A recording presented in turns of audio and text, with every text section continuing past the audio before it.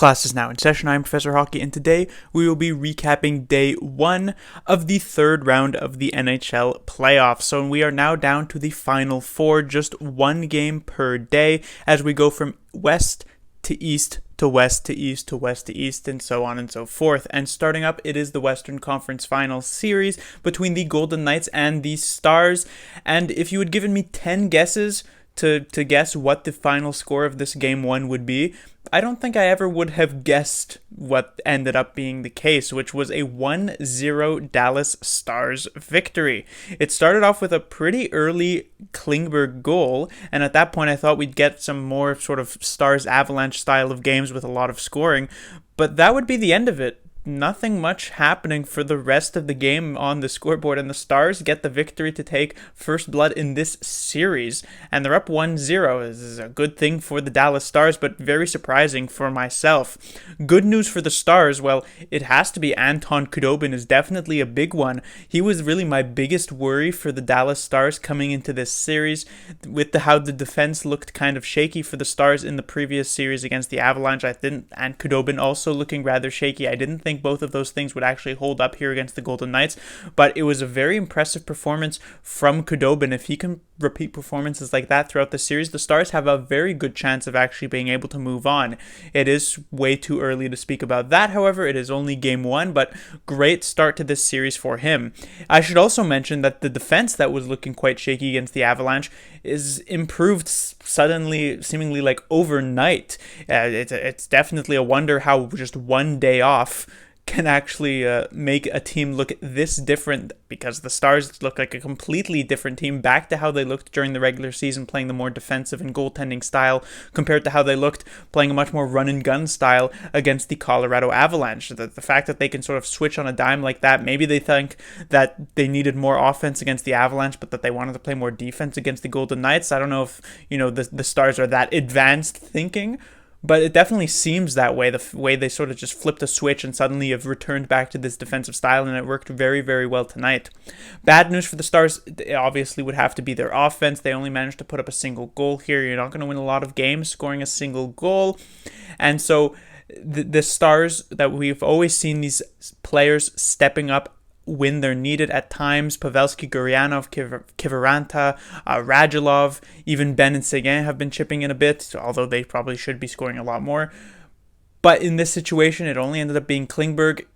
It's a good start, and you did end up taking this game, but you can't necessarily rely on your defense and your goaltending, especially since with how shaky they had been last series. Even though it seems like they started off the series very well, you can't necessarily depend on that to continue so far. So getting more than one goal should definitely be a big priority here for the Stars.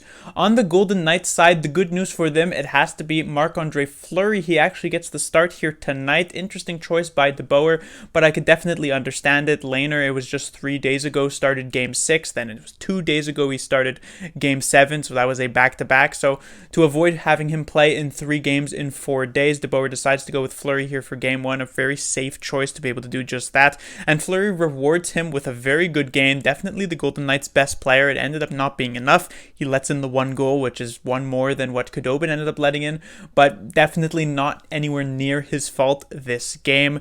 And so any of the sort of controversy that may be is between Fleury and Lehner and the rest of the team and DeBoer and whatever, any sort of animosity held by Fleury, if it is there, is completely off the ice, because when they get on the ice, Fleury plays it very, very well. His last game was back in the Canucks series on a back-to-back. He played that one very well. And so it seems as though the Golden Knights right now have 2 extremely capable goaltenders playing some very good hockey for them. So whichever they want to go with, although Lehner should be, or likely will be, the starter for the foreseeable future unless he really falls apart, both of these goaltenders are going to give their A game here for the Golden Knights, so they have sort of the pick of the litter in this situation.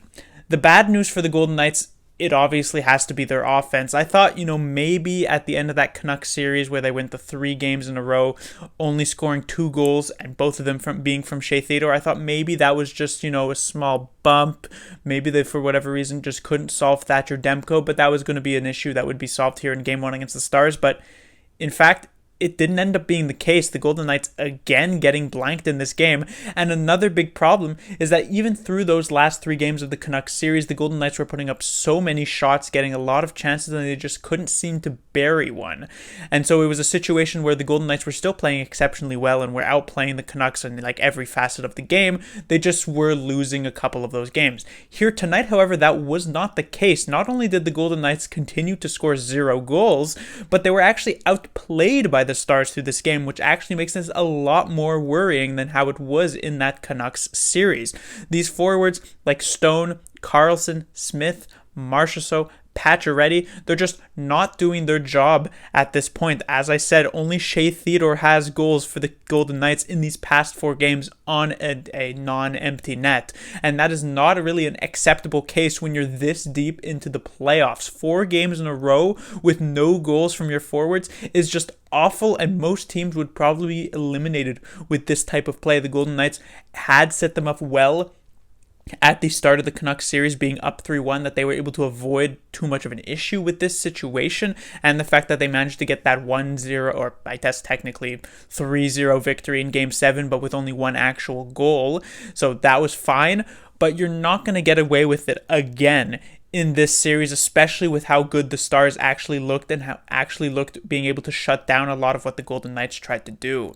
But that will do it for this recap. In terms of predictions, I had said the Golden Knights would take it in 5 games, and while I do still hold out hope that they can rebound and win this series, I definitely was underestimating how good the Stars could look coming into this series, and so I doubt this one actually ends up taking just 5 games.